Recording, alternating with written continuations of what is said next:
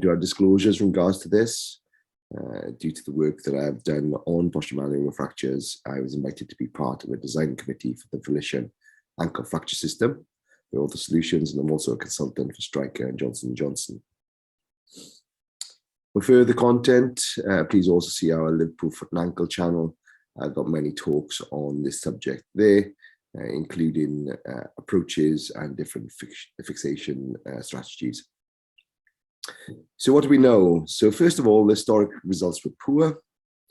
Two systematic reviews in literature prior to 2017 both reported poor results in posterior malleolar fractures overall, and also both noted that importance of articular step in the overall result. The other thing is that posterior malleolar fractures at this point was grouped under the same umbrella, but we came to know that these are very different injuries with different mechanisms. And this is our paper back in 2017 that showed that these were different mechanisms where you had a PITFL avulsion, which were type 1s. The type 2s were rotational pilons because the talus rotated within the mortise as the mortise was sat with the talus directly underneath, and as it rotated, it hit the posterior malleolar with overhang, and then if it continued to rotate, a major type 2B occurred, and type 3 were your typical axial loaded pilons. These mechanisms are shown in animations on the YouTube channel if you have more interest. So the other classifications, the Haraguchi was the first back in 2006. However, the use of this has become a lot less over the last few years. And the main reason for that is a difficulty in ascertaining what a type 3 was in the type 1. And many papers that have included this have mistaken these as big fragments and small fragments of the same with different mechanisms. The Botonisek was developed independently of us and has the same categories, apart from the type 2 and 3 were grouped separately, but we feel these are rotational pilons that should be grouped together. CT is required to know the injury.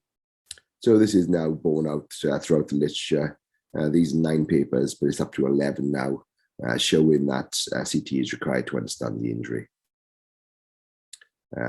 In one paper, they commented that there was a 22% diagnostic accuracy. And the reason for this is especially the posterior medial fragment hides around the back. So for example, this is a fracture you can see. Looks like a large chunk, but actually is a type 1. This one doesn't look too dissimilar to the last one, but we've got two fragments, a posterior medial and a posterior lateral. And this one, again, doesn't look too dissimilar to the first two. We've got a large fragment at the back there. So to further understand these, you really do need to have a CT scan. This one, as you can see, not too dissimilar, and again, a very different fracture pattern to the other ones. Percentage of joint has no correlation to outcome. There's a lot of work has now shown this. If we classify it just on lateral radiographs, which was the initial paper back in 1940s in the Journal of Obstetrics and Gynecology, they found that with a very historic paper, that if you use the lateral radiograph, if it's greater than 25%, they've done well. If it's less than 25%, they've done worse. But as you can see, that we're now finding that these are very different mechanisms.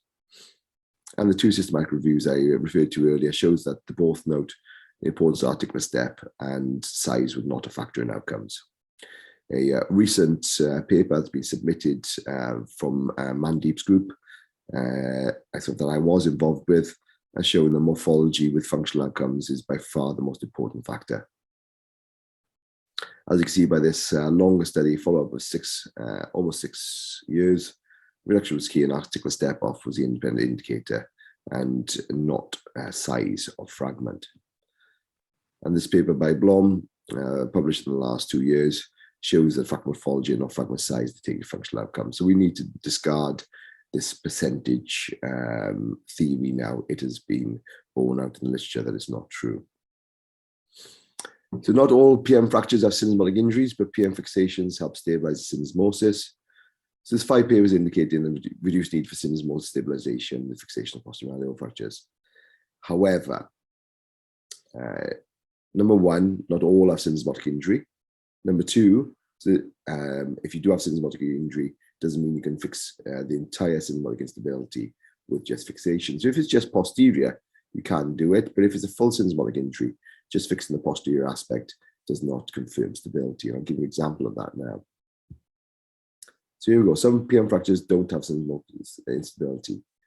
We were asked why this was after our first paper. We returned to anatomy labs and showed that the PITFL is not only this small structure here that attaches to the Volkmann's fragment, but actually has this very, very large superficial component. So if you have a rotational pilon, such as this, the average size is a lot smaller than the average size of PITFL. So rotational pilons don't necessarily give you syndesmotic instability. However, some PM fractures have persistent instability after PM fixation. So for example, we have here a small fragment and a diastasis with 3 ligament injury. This was fixed by one of my colleagues, and they felt at the time that they didn't require syndesmotic stabilization. But you can see on weight-bearing views now, we have significant widening. On the CT scan, he's not weight-bearing CT, but as comparison to the other side, you can see a space.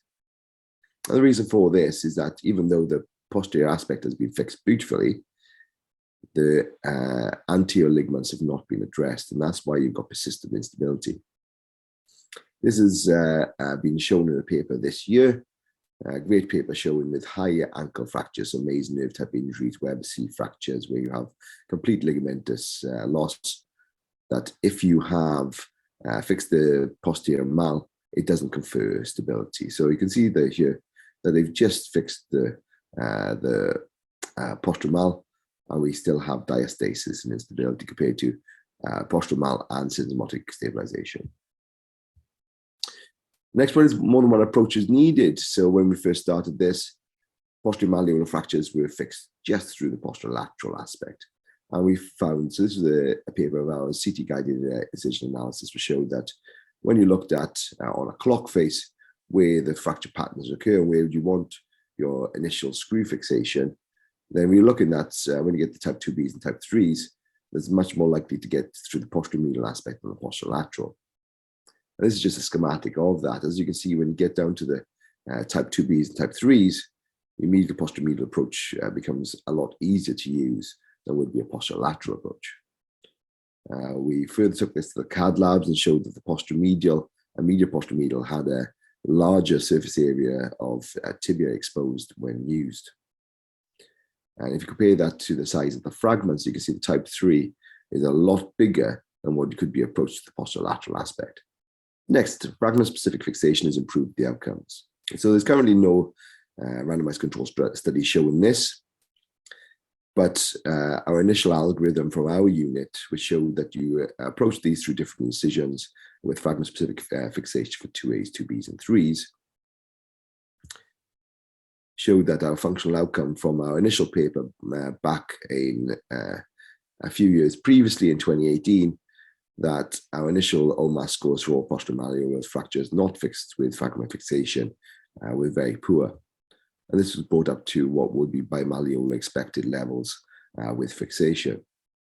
And this was across the board. So using this algorithm showed that you maintained a good functional outcome if you used these fragment-specific fixation. But we're not alone. There's many papers been coming out over the last few years showing that fragment-specific fixation, level 2 to 4 studies, show a significant improvement in outcomes. Direct approach is superior to indirect approach. So there's 3 papers on this. Level 1, 2, and 4 studies show significant improvement in anatomical reduction and functional outcomes with a direct approach. What I mean by a direct approach is approaching the posterior malleolar fracture directly rather than trying to fix it from the front or just fixing the syndesmosis. And the reason for that, you've got soft tissue entrapment. This is a great example of a tibialis posterior within the fracture plane.